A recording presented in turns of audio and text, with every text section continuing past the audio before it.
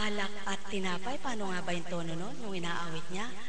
Pag po ba sagradong ano'y tinataas ng pare? Eh kanina po alam ko yun, ngayon nga hindi ko na alam. Ibig sabihin, hindi ka parte yun sa bahagi. Buhay po ba ang Diyos? Kapag ka ibinigay, ayun po, papasok na yan. Kapag hindi takda, walang papasok dyan. Ganun po ba ang buhay ng tao? Naunawaan po ba ang buhay ng tao? Ayan ang buhay ng tao. Kaya halimbawa, sasabihin, malilimutin ka. Di bali na po kung ang nalilimutan mo yung chismisan. Pag sinabi, malilimutin ka, di balin po kung nalilimutan mo ay sugalan. Malilimutin ka, di bali na po kung ang nalilimutan mo ay ang paggawa ng hindi tama. Malilimutin ako, hindi bali na po ang malimutan mo lamang. Hindi baling malilimutin ka kung ang nalilimutan mo ay ang iyong nakaraan na buhay.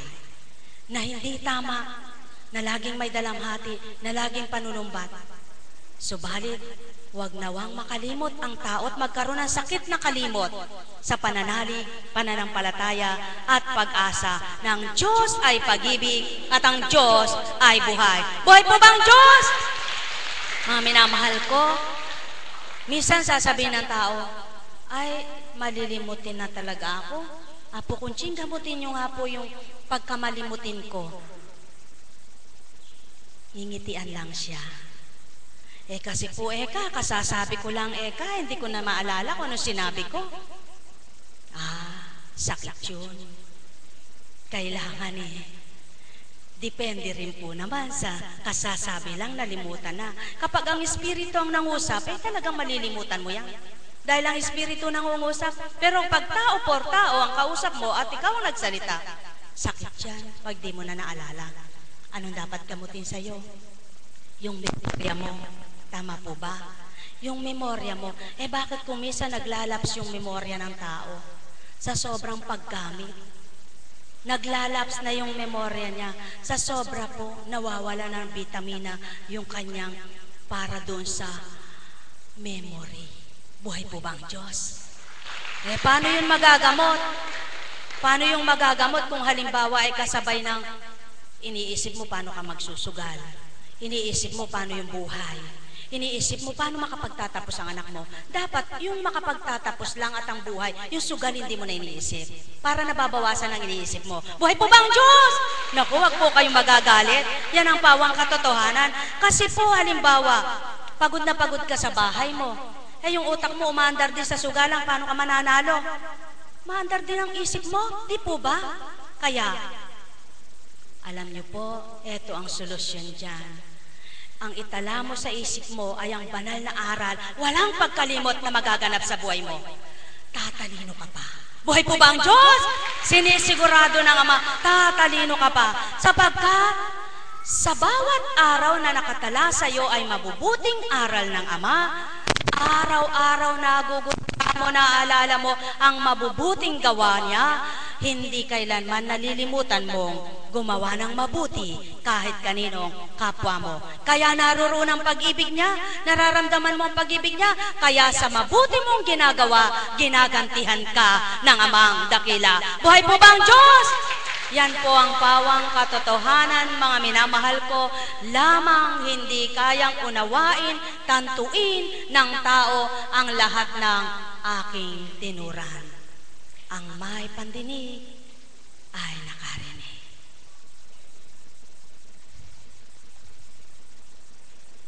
Buhay po ba ang Diyos? Palakpak ka nga. Diba? Clap your hands. Diba? Katulad niya, pag naisip niyang sumalya, sasalya siya. Pag naisip niya lumundag, lulundag siya. Diba? Pag inisip niyang humalik, manghahalik siya. Manghalik ka nga, kiss mo si mami. Diba? Ganon. Pero nawa po, huwag tularan ng batang ganito. Na kapag inisip mong manampal, mananampal ka. Kapag inisip mong magchismis, magchichismis ka. Kapag inisip mong sumigaw, sisigaw ka. Hindi po tama yon. Kasi normal ang isip mo, di po ba? Siya po hindi katakataka. sapagkat wala siya dun sa normal value ng kanyang kaisipan. Tama po ba? Kaya mga mahal ko, ang may pandinig ay nakarinig. Sumainyo ang kapayapaan. Buhay po bang Diyos? Mga minamahal, pagharian nga po ng tuwirang liwanag ang bawat isa. Kung ang tao ay nakikinig lamang sa lahat ng kabutihan, ang kabutihan po at mabuti ang papasok sa kaisipan. Buhay po ba ang Diyos?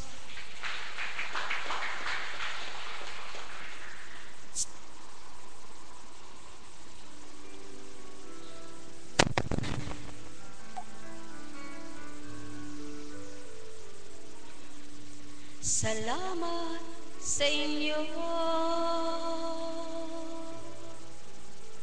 mga kapatid ko. Ang tanging hiling ko, kayo'y magdarasal upang matuwa Diyos Ama nating lahat. Kapag natapos na bakasyon ninyong lahat, kasama ko kayo.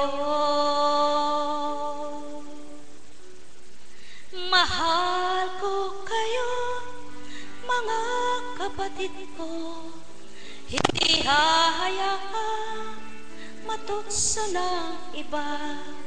Laging kasama nyo, ngayong kailan pa man, walang katapusan.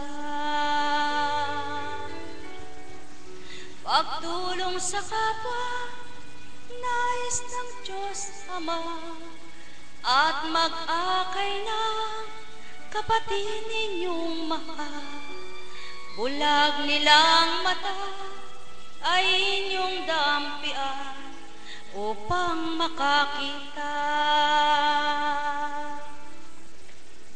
Liwanag ay kamti, pusong mapagmahal, landasing matuwid ay inyong matahal.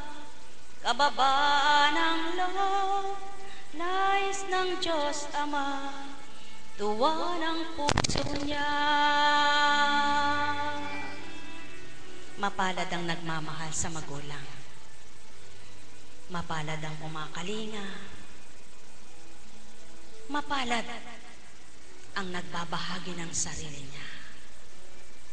Ang sabi nga ng Ama, mapalad ang aba na wala nang inaasahan kundi siya. Mapalad ang mababa ang kalooban na napaghaharian niya. Mapalad ang dumaranas ng iba't ibang pagsubok ng dahil sa Kanya. Mapalad ng dahil sa Kanya, napaparatangan ka ng kapwa mo ng iba't iba. Mapalad ang gumagawa na sa tuwin ay nagnanasa ng kaligtasan ng kaluluwa.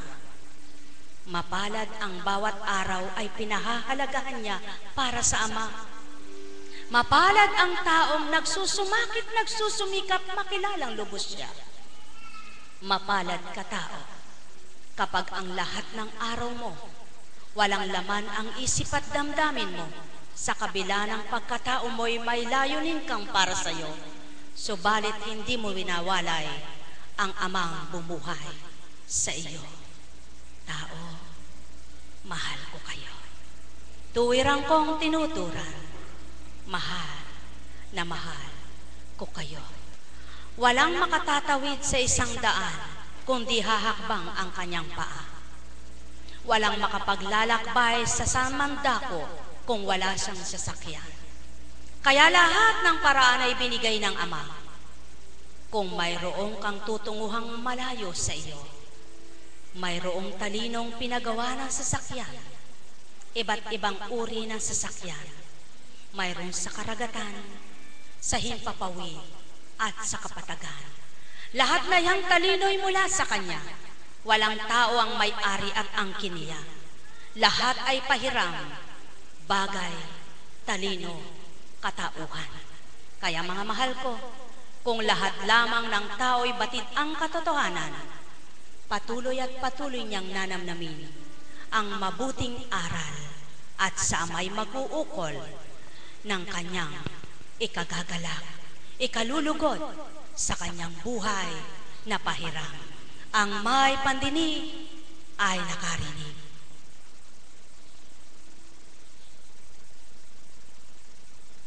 Buhay po ba ang Diyos?